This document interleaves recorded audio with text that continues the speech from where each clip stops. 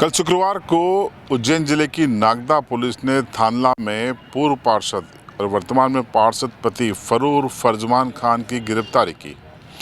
उनको हिरासत में लेकर पुलिस यहां से गई और उसके बाद से थानला एक बार फिर से सुर्खियों में।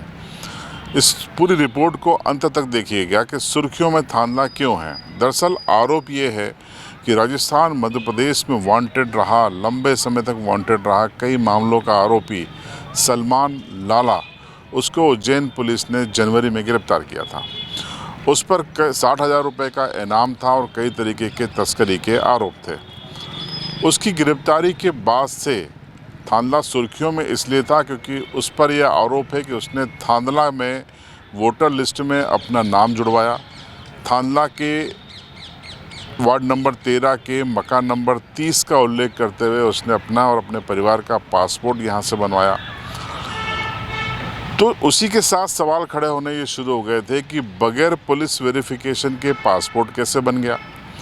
पता चला पुलिस वेरिफिकेशन हुआ था। अब सवाल ये है कि जब मकान नंबर 30 वार्ड नंबर 13 में है ही नहीं तो वेरिफिकेशन कैसे कर दिया गया। फिर सवाल ये आया कि वोटर लिस्ट में नाम कैसे जुड़ गया। इस तरीके के कई ऐसे सवाल थे जिससे एजेंसियां बैकफुट पे थी।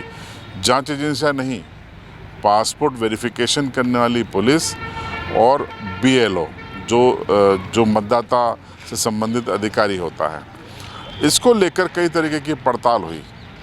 तो पहले तो आपको दिखा देते हैं तस्वीरें हम कि कल जब पुलिस लेकर आई थी सलमान लाला को तो तस्वीरें क्या थी। एक सफ़ेद रंग की अर्टिका में ये सलमान लाला बैठा हुआ है जिसके ऊपर एक्सटॉर्शन से लेकर उर्दू स्कूल में बार बालाएं नचाने का आरोप है जिसमें हाई प्रोफाइल लोग आए थे। अवैध वसूली का आरोप है, चाकूबाजी का आरोप है। दुबई में इसने एक प्रॉपर्टी ली थी जिसका हवाला मंदसौर के एक व्यापारी ने किया था। मंदसौर के इस व्यापारी को भी पुलिस गिरफ्तार कर चुकी है।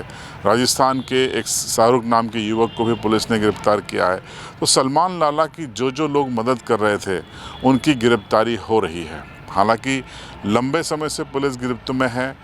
फिलहाल 5 दिन की रिमांड मिली हुई थी बीते हफ्ते उज्जैन जिले की नागदा पुलिस को, मंडी पुलिस को, और इस दौरान उसने पुलिस के अनुसार नाम उगला है थानला के फरजमान और फरूर लाला का।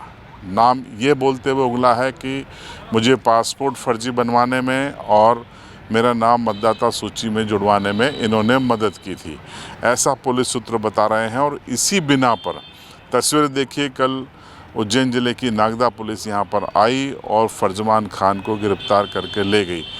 तस्वीरें हालांकि सार्वजनिक नहीं हो पाई, लेकिन फरजमान खान कौन है ये तस्वीर आप स्क्रीन पर देख लीजिए। ये कांग्रेस के पार्षद रहे हैं, लंबे समय से कांग्रेस से जुड़े रहे हैं और अब इनका नाम शंका के घेरे में है थानला से फर्जी पासपोर्ट बनवाने के आरोप में। देखिए, फर्जी पासपोर्ट बनवाकर आप कई तरीके के अपराध करते हैं। ये स्वतः ही अपने आप में राष्ट्र विरोधी काम होता है क्योंकि आप राष्ट्र को चकमा देने की कोशिश करते हैं। अब कई सवाल यहाँ पर खड़े होते हैं। अब थानला के लोग कई तरीके की मांग कर रहे हैं। कोई कह रहा है कि अकेले फरजमान खान ने ये काम नहीं किया बल्कि और लोग भी साथ में होंगे। कौन लोग हैं उनकी जांच की जाए, उनका नार्को टेस्ट किया जाए। तो पहले सुनिए थानला के लोग इस पूरे घटनाक्रम पर क्या बोल रहे हैं। देखो, अगर वैसे कल तो ये बात हुई है, पूर्व पार्षद को यहाँ से पूछताछ के लिए ले गए हैं नागदा और अभी तक कोई आरोप सिद्ध नहीं हुआ है। अगर आरोप सिद्ध होता है तो मेरा ये कहना है कि पार्टी पॉलिटिक्स नहीं देखना चाहिए। गलत व्यक्ति हमेशा गलत ही रहता है। अगर आरोप सिद्ध होते हैं तो जो देश का कानून है उस प्रक्रिया के तहत कार्रवाई होना चाहिए और दल के तहत भी जो कार्रवाई होती है वो कार्रवाई भी होना चाहिए।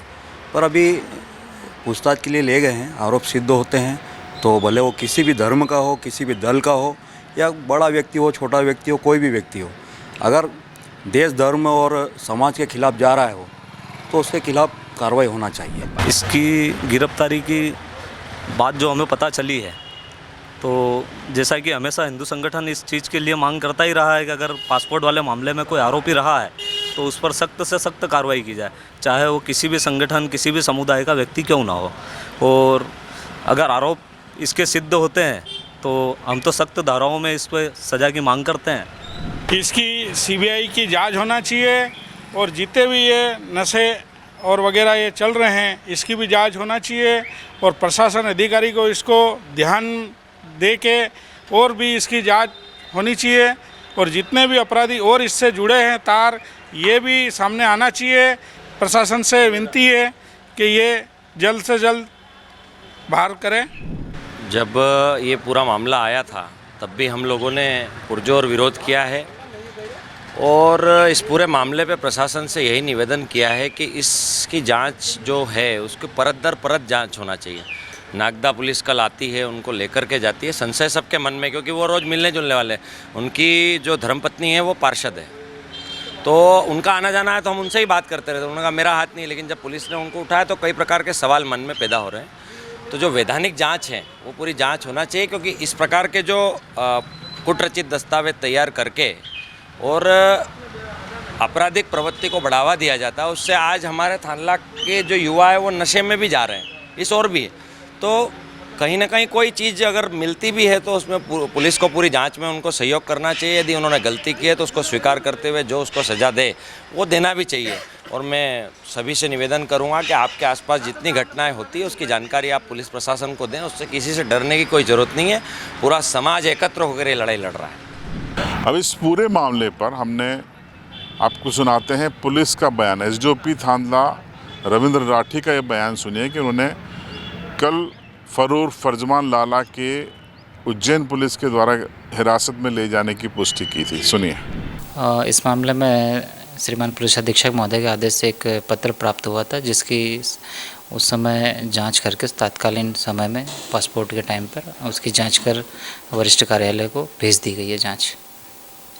कल कोई गिरफ्तारी या हिरासत में लिया गया है? कल उज्जैन नागदा पुलिस आई थी जो कि थांदला के रहने वाले फरजमान उर्फ फरू लाला उनको पूछताछ के लिए लेकर गई है। तो आपने सुना पूरा घटनाक्रम। अब मैं कुछ सवाल आपके सामने रख रहा हूँ, सिस्टम के सामने रख रहा हूँ। अगर सलमान लाला का पासपोर्ट और जो नामावली बनाने में फरजमान खान ने मदद की और फरजमान खान गिरफ्तार हो गए, तो जिन पुलिस अधिकारियों ने फर्जी वेरिफिकेशन किया था क्या उनको सह अपराधी नहीं बनना चाहिए? क्या नागदा पुलिस उनको सह अपराधी बनेगी?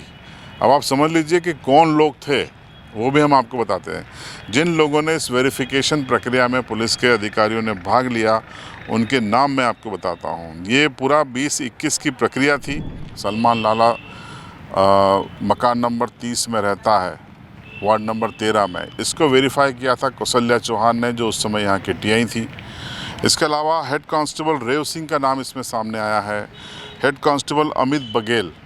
इन 3 लोगों के नाम प्रारंभिक पुलिस की जांच में सामने आए हैं और चर्चा ये है कि जांच के बाद एसडीओपी रविंद्र राठी ने रिपोर्ट एसपी पद्मलोचन शुक्ला को सौंप दी है और चर्चाएं हैं कि ये विभाग को विभागीय जांच के लिए अग्रेसित कर दी गई हैं। तो ये तो हो गई विभागीय स्तर की जांच, लेकिन सवाल ये है कि फर्जी पासपोर्ट और नामांकन बनाने के आरोप में फरूर फरजमान खान अगर गिरफ्तार हो रहा है धारा 420, 467, 68 में, तो फिर उसकी मदद करने वाले इन पुलिसकर्मियों पर एफआईआर क्यों नहीं, उनकी गिरफ्तारी क्यों नहीं? क्या सिर्फ विभागीय जांच करके या आप टर्मिनेट करके या फिर छोटा मोटा पनिशमेंट देकर इतनी गंभीर गलती को पुलिस क्यों छिपाना चाहती है? पुलिस विभाग या होम डिपार्टमेंट क्यों छिपाना चाहता है? ये सबसे बड़ा सवाल है। प्रक्रिया ये होती है कि जो संबंधित बीट इंचार्ज होता है उसको तस्दीक के लिए कहा जाता है। क्या इसमें कहा गया? और अगर कहा गया तो बीट इंचार्ज ने क्या गलत रिपोर्ट दी? अगर रिपोर्ट दी तो टीआई ने उसको वेरीफाई क्यों नहीं किया? ये तमाम सवाल हैं जिसका जवाब पुलिस विभाग को देना पड़ेगा और देना चाहिए। और इस पूरे मामले में पुलिस विभाग को इन तीनों लोगों को जो लापरवाह हैं, इनको उज्जैन पुलिस जो इस फर्जी पासपोर्ट मामले की जांच कर रही है उसमें इनको सह आरोपी बनाना चाहिए। इनकी भी गिरफ्तारी होनी चाहिए। यह नियम है, कानूनन ये होना चाहिए।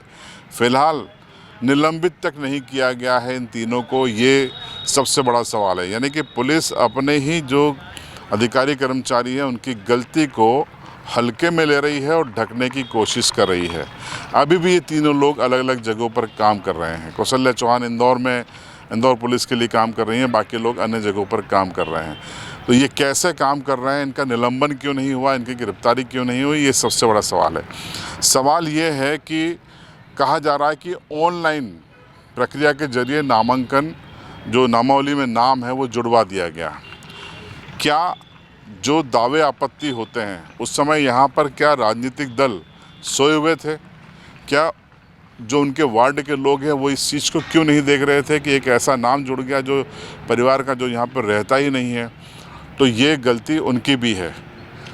तो पार्टियों को अपने लोगों पर भी कार्रवाई करनी चाहिए। और तीसरी बात है कि जो BLO साहब हैं, उन्होंने बाद में ये 3 चुनाव तक ये नाम इनका नामावली में रहा, विधानसभा चुनाव, लोकसभा चुनाव और उसके पहले नगरीय चुनाव, यानी 3 चुनाव हो गए, 3 बार नामावली तैयार हो गई, तीनों बार दावे आपत्ति बुलवाई गई, लेकिन किसी ने दावे आपत्ति नहीं उठाई। तो ये है थांदला शहर और उसके सियासतदान, उनकी राजनीतिक पार्टियों की जागरूकता। ये भी आप समझिए। आप बाद में रैली निकालते हैं देश की चिंता में, लेकिन उस समय आप क्यों सोए थे, इसका जवाब भी आपको खुद को देना चाहिए। और BLO साहब बाद में जब वेरीफाई करके इसको निरस्त कर रहे हैं, तो BLO साहब भी क्या सो रहे थे उस समय जब 3-3 चुनाव हो गए और उन्होंने इस नाम को नहीं देखा? उनको आरोपी क्यों नहीं बनाया जाए, ये भी एक बड़ा सवाल होता है।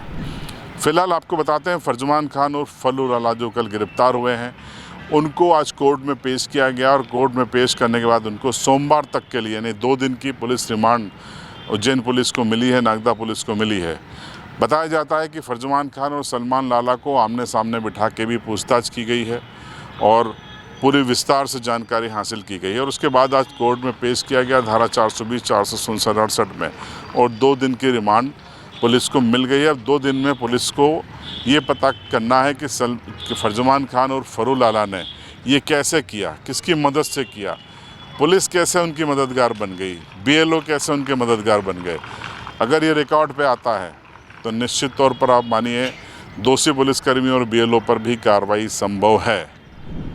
अब आपको बताते हैं फरजमान खान के मुकदमे कितने हैं। अभी तक 12 मुकदमे उन पर दर्ज हैं। स्टेटस ये है कि 5 मुकदमों में वो बरी हो चुके हैं। इनमें मारपीट, अपहरण, बलात्कार के केस भी थे, लेकिन वो बरी हो चुके हैं। 3 ऐसे मामले हैं जिसमें वो राजीनामा हो चुका है, आपस में दोनों पक्षों का राजीनामा हो गया है। 1 मामले में न्यायालय ने उनको दंडित भी किया है और 3 मामले ऐसे हैं जो अभी शायद विचाराधीन हैं, जिसका निर्णय नहीं आया है, चाहे वो बरी हो, समझौता हो या दोषमुक्त। तो ये उनका आपराधिक स्टेटस है। कुल मिलाकर थांदला फिर से केंद्र में है। भारत से नकली पासपोर्ट बन जाना, नकली नामावली में नाम आ जाना, दुबई में प्रॉपर्टी खरीद लेना और स्थानीय तंत्र का उसमें मददगार हो जाना, ये जो सारा गठबंधन है, ये जो साठगांठ है, इसको उजागर करने की ज़रूरत है। अब देखिए पूरे मामले को इन्वेस्टिगेट कर रही है उज्जैन की नागदा पुलिस। गलती की है थांदला पुलिस ने, थांदला के प्रशासन ने। तो अब चूँकि वहाँ इन्वेस्टिगेशन एक ही एजेंसी करेगी, लेकिन वहाँ इन्वेस्टिगेशन के अपडेट क्या हैं, ये स्थानीय थांदला के नागरिकों को जानने का हक है। समय समय पर प्रेस को इसकी जानकारी मिले, ये सुनिश्चित करना ज़रूरी है, क्योंकि इस पूरे मामले को लेकर थांदला शहर सख्ते में है, ज़िले में भी चर्चाएं हैं।